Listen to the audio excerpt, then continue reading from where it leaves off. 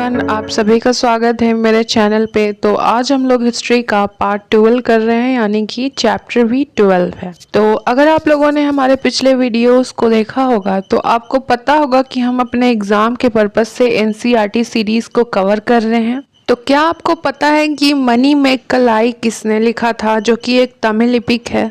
ऐसे क्वेश्चंस अक्सर बीपीएससी या पीएससी में पूछे जाते हैं। तो अगर आप ऐसे क्वेश्चंस का प्रैक्टिस करना चाहते हैं तो आप हमारे टेलीग्राम चैनल को ज्वाइन कर सकते हैं, जिसका लिंक आपको डिस्क्रिप्शन में मिल जाएगा। आप यहाँ पे देख सकते हैं, एक यहाँ पे आयरन पिलर दिखा रहा है जिसके बारे में बता रहा है। ये जो आयरन पिलर है ये मेहरौली दिल्ली का है, ठीक है। ये मेहरौली में मिला है और ये आयरन का होते हुए भी आज तक इसमें जंग नहीं लगा है। सबसे बड़ी बात है, अभी तक कोई रस्ट नहीं लगा है इसमें। ये 7.2 मीटर हाई है और इसका जो वेट है वो 3 टन्स के ऊपर ही है। और यहाँ पे बता रहा है कि ये 1500 साल पहले बनाया गया था। हम इसके बारे में इंस्क्रिप्शन से पता लगाते हैं, जो कि पिलर इंस्क्रिप्शन में मेंशन है, जो कि वो पिलर इंस्क्रिप्शन चंद्र नाम से बिलोंग करता है, जो कि गुप्ता डायनेस्टी के थे। उसके बाद यहाँ पे कह रहा है स्तूपा के बारे में। तो स्तूपा का मतलब होता है माउंड।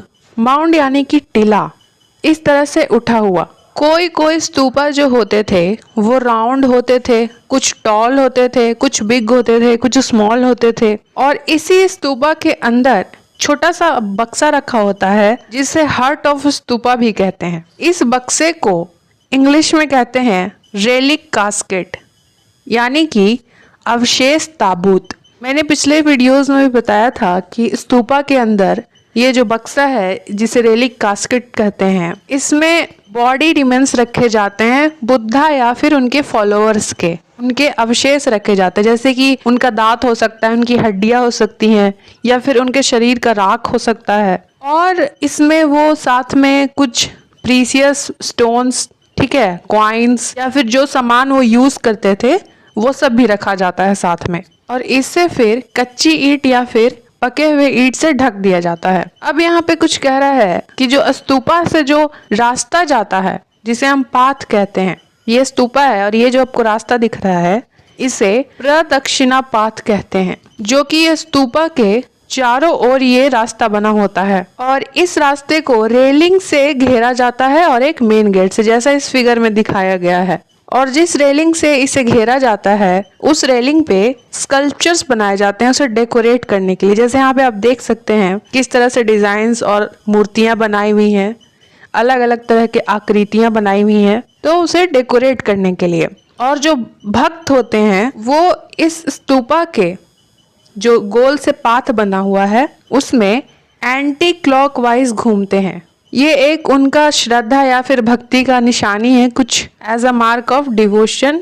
तो इस तरह से एंटी क्लॉकवाइज घूमते हैं। अब ये कह रहा है कि ये जो स्तूपा है ये कहाँ का है, तो ये है द ग्रेट स्तूपा सांची मध्य प्रदेश का, जो कि ईंट से बना हुआ है और ये अशोका के टाइम का बना हुआ है, ऐसा बता रहा है इसमें। और एक बता रहा है कि एक स्तूपा जो एग्जिस्ट करता था वो अमरावती यानी कि महाराष्ट्र का सबसे पुराना स्तूपा है, उसके बारे में बता रहा है। और अगर आगे देखें तो आगे ये जो फिगर आपको दिख रहा है ये अमरावती से मिला हुआ एक आकृति बना हुआ स्कल्पचर है, जो कि अमरावती महाराष्ट्र से मिला है। अब यहाँ पे कह रहा है कि कुछ पुराने हिंदू टेम्पल्स भी मेंशन है उस समय के, जहाँ पे विष्णु, शिव और दुर्गा माता की पूजा होती थी, जो कि मंदिर के गर्भगृह में रखे होते थे। तो मंदिर का जो गर्भगृह होता है वो मंदिर के बिल्कुल भीतर में होता है, छोटा सा, ठीक है। उसी के बारे में बता रहा है। और कह रहा है कि बहुत से मंदिर में मंडप भी पाए गए हैं,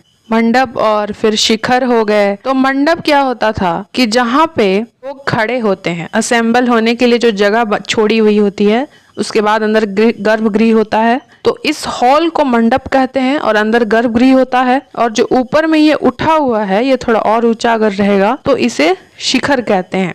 ये जो फिगर यहाँ पे दिखा रहा है ये भीतर गांव उत्तर प्रदेश से मिला है, जो कि 1500 साल पहले बनाया गया था पके हुए ईंट और स्टोन से। और ये जो फिगर है ये मोनोलिथिक टेम्पल है जो कि महाबलीपुरम में मिला है। ये एक बड़े से पत्थर को काट करके बनाया गया है और इसके ऊपर बाद में डिजाइन देने के लिए स्टोन पीसेस या फिर ईंटों से बनाया गया।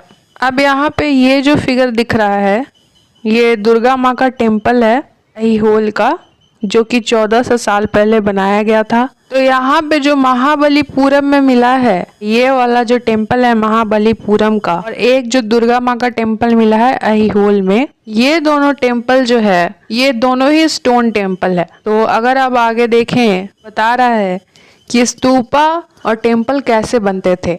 तो सबसे पहली बात कि जो स्तूपा और टेम्पल्स होते थे वो राजा या रानी के पैसे से बनाए जाते थे और उनमें अच्छे क्वालिटी के स्टोन्स का यूज़ किया जाता था, जो बिल्कुल कार्व करके उसे एक शेप दे करके उसका पिलर बनाया जाता था, उसका पैनल्स बनाया जाता था, वॉल्स बनाया जाता था, ठीक है, फ्लोर सेलिंग, और उसे फिर सही पोजीशन में उसका मेन गेट या फिर उसका जो फेस है वो रखा जाता था, लाइक वास्तु।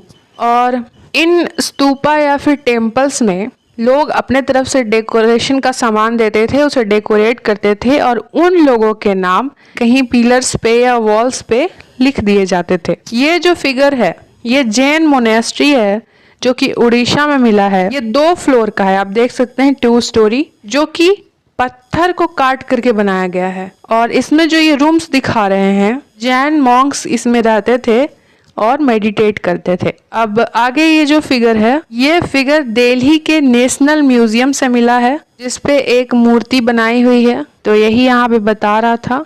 आगे देखते हैं तो आगे पेंटिंग्स के बारे में बता रहा है। तो ये जो एक पेंटिंग है ये बुद्धा की, ये अजंता से मिला है, अजंता महाराष्ट्र। और एक ये पेंटिंग्स हो गए। तो ये सारे जो सुंदर सुंदर पेंटिंग्स हैं ये बिना नाम के हैं, ये पता नहीं कि किन्होंने बनाया है, बस ये पेंटिंग्स मिले हैं। तो अब यहाँ पे कह रहा है कि वर्ल्ड ऑफ बुक्स, इसमें इपिक्स के बारे में बता रहा है। इपिक्स किसे कहते हैं? इपिक्स का अर्थ होता है महाकाव्य। इपिक्स जो होता है वो ग्रैंड होता है और वो बहुत लंबा कॉम्पोजिशन से बना होता है। उसमें वीर बहादुर महिला और पुरुष के बारे में लिखा जाता है। एक सबसे फेमस तमिल इपिक है जो हमारे लिए इम्पोर्टेंट हो जाता है, जिसका नाम है सीलापद्दीकरम। सीलापद्दीकरम को इलांगो ने लिखा था 1800 साल पहले। सीलापद्दीकरम में एक मर्चेंट की कहानी है, एक व्यापारी की कहानी है जिसका नाम है कोवलन, जो कि पुहार में रहता था। हमने पिछले वीडियो में पढ़ा था पुहार एक पोर्ट था चोला डायनेस्टी का,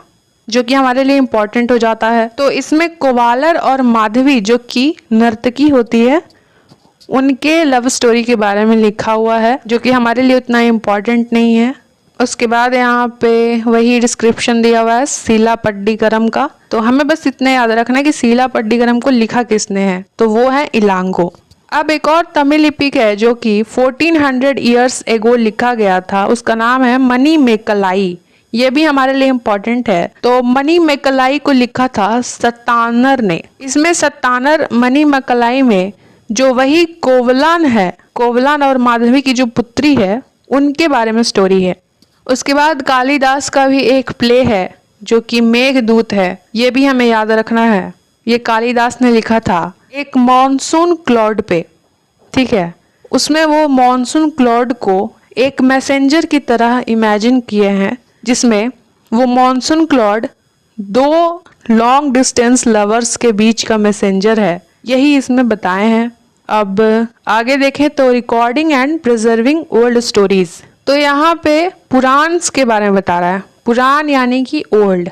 पुराण में भगवान देवी देवताओं के स्टोरी लिखे हुए हैं, जैसे कि विष्णु जी हो गए, शिव जी हो गए, दुर्गा माँ हो गई या फिर पार्वती माता हो गई। और इसमें यह भी लिखा है कि कैसे हमें पूजा पाठ करना है।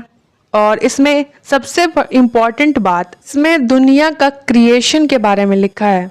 उसके बाद यहाँ पे कह रहे हैं 2 एपिक जो कि महाभारत और रामायण है। तो हम सभी को पता है कि महाभारत जो है कौरव और पांडव के बीच में हुआ था। हमारे लिए इम्पोर्टेंट यह है कि कुरु एक महाजनपद था जिनका कैपिटल हस्तिनापुर था। और वही रामायण किनके बीच होता है, तो राम जी और राक्षस रावण राज के बीच में होता है। तो अयोध्या महाजनपद जिनका कैपिटल कोशाला था, ये सब वर्ड्स हमें याद रखने हैं। तो पुराण और महाभारत जो है उसे लिखने वाले वेद व्यास हैं और संस्कृत रामायण को लिखने वाले वाल्मीकि जी हैं। ये हमें याद रखना है। अब है आगे यहाँ पे यही सब बताया है पुराण और महाभारत के बारे में। अब यहाँ कह रहा है stories told by ordinary people, जैसे कि आम लोगों के बारे में जो स्टोरीज हैं वो किसमें मिलेंगी, तो वो हमें जातकाज जो कि बुद्धा ने लिखा है, फिर पंचतंत्र हो गया, इन सब में हमें आम लोगों की स्टोरी मिलती है। तो यहीं पे एक स्टोरी है मंकी किंग की जो हमारे लिए इम्पोर्टेंट नहीं है, पर अगर आप पढ़ना चाहे तो पढ़ सकते हैं। तो आगे देखते हैं। फिर आगे राइटिंग बुक्स ऑन साइंस। तो जो आर्यभट्टा थे वो बहुत ही महान मैथमेटिशियन और एस्ट्रोनॉमर यानी ज्योतिष थे। उन्होंने आर्यभट्टियम लिखा था, हमें याद रखना है। और सबसे बड़ी बात कि आर्यभट्टा ने बहुत पहले ही स्पेस के फैक्ट्स को बता दिया था जो आज का साइंस पता लगाया अभी कुछ साल पहले। जैसे उन्होंने बहुत पहले ही ग्रहण के बारे में बता दिया, रोटेशन रेवोल्यूशन के बारे में बता दिया, फिर उन्होंने सरकमफ्रेंस ऑफ सर्कल बता दिया और बहुत से फॉर्मूलाज बताए जो आज हम लोग यूज करते हैं। अब यहाँ पे कह रहा है कि जो जीरो है, तो देखिए जीरो का दो नाम आता है, हालांकि हम लोग तो ऐसे आर्यभट्टा याद रखते हैं। जीरो का जो चिन्ह है ये बहुत से एंशिएंट ऋषियों ने बहुत पहले ही यूज करना शुरू कर दिया था, 5th सेंचुरी से भी पहले। तो जीरो का जो चिन्ह है उसे बिंदु के रूप में आर्यभट्टा ने लिखना शुरू किया था। और वहीं जो ब्रह्मगुप्त थे, इन्होंने जीरो को अपने ग्रंथ, जो उनका ग्रंथ का नाम है वो है ब्रह्मपुत्र सिद्धांत, ठीक है, उन्होंने उसमें जीरो को औपचारिक रूप से बताया है। और उसके बाद से ये अरब और यूरोप में फैल गया और फिर धीरे धीरे दुनिया में फैल गया। तो जीरो जो है वो हमारे भारत धरती से ही निकला है। अब देखिए आखिर में बता रहा है कि पेपर का इन्वेंशन किसने किया। तो पेपर का इन्वेंशन चाइना का एक व्यक्ति था, काई लून। उन्होंने 105 AD में इसका किया था इन्वेंशन। इन्होंने पेपर को प्लांट के फाइबर हो गए, क्लोथ्स हो गए, रोप हो गए, रस्सी और पेड़ के छाल से बनाया था। और ये सीक्रेट रहा था बहुत सालों तक चाइना में। उसके बाद वो जापान में फैला और 1800 साल पहले ये बगदाद तक फैल गया और बगदाद से यूरोप, अफ्रीका और बहुत से एशिया के पार्ट में फैल गया पेपर बनाने का तरीका। तो यहीं पे ये चैप्टर खत्म होता है। तो एक बार हम लोग इसका समरी देख लेते हैं। तो हम लोगों ने देखा कि महरौली दिल्ली में एक आयरन पिलर मिला है जो कि आज तक इसमें जंग नहीं लगा है। इसके बारे में हम एक इंस्क्रिप्शन से जानते हैं जिसमें चंद्र का नाम मेंशन है जो कि गुप्ता डायनेस्टी से बिलोंग करते थे। वहीं हम लोगों ने फिर स्तूपा के बारे में देखा, कैसे स्तूपा के अंदर अवशेष रखे जाते हैं जो उनके शिष्य या बुद्धा होते हैं, उनके मृतक के अवशेष। और स्तूपा यानी कि माउंड होता है और स्तूपा के चारों ओर जो रास्ता बना होता है उसे प्रदक्षिणा पाथ कहते हैं। फिर वहीं हम लोगों ने देखा आगे कि ये एक ग्रेट स्तूपा मिला है सांची मध्य प्रदेश में और यहीं पे ये जो लेफ्ट में है स्कल्पचर ये अमरावती महाराष्ट्र से मिला है। फिर हम लोगों ने देखा तो मंदिर के अंदर जो होता है वो गर्भगृह होता है, बाहर का जो एरिया आता है हॉल उसे हम मंडप कहते हैं और जो टॉवर लाइक होता है उसे शिखर कहते हैं। तो यहाँ पे एक मंदिर मिला है जो कि भीतर गांव उत्तर प्रदेश से मिला है और ये मंदिर जो है ये मोनोलिथिक है यानी कि एक स्टोन से बना है जो कि महाबलीपुरम से मिला है और ये अहिहोल से मिला है जो कि दुर्गा माता का मंदिर है। उसके बाद हम लोगों ने देखा कि कैसे मोनेस्ट्रीज बनाई जाती थी, किस प्रकार से कार्व करके, और जो गिफ्ट्स देते थे उनका नाम भी लिखा जाता था। तो ये एक मिला है नेशनल म्यूजियम से sculpture, new Delhi national museum से, और ये जैन का मोनेस्ट्री है जो कि उड़ीसा से मिला है। उसके बाद अगर हम देखें तो यहाँ पे पेंटिंग्स मिला था जो कि अजंता का पेंटिंग है, अजंता महाराष्ट्र। उसके बाद आगे हम लोगों ने देखा वर्ल्ड ऑफ बुक्स जिसमें हम लोगों ने देखा कि शीला पड्डीकरण को इलांगो ने लिखा और आगे हम लोगों ने देखा कि मनी मेक्कलाई को सतानर ने लिखा जो दोनों ही तमिल लिपिक हैं। और कालिदास का एक प्ले के बारे में देखा जो कि मेघदूत है।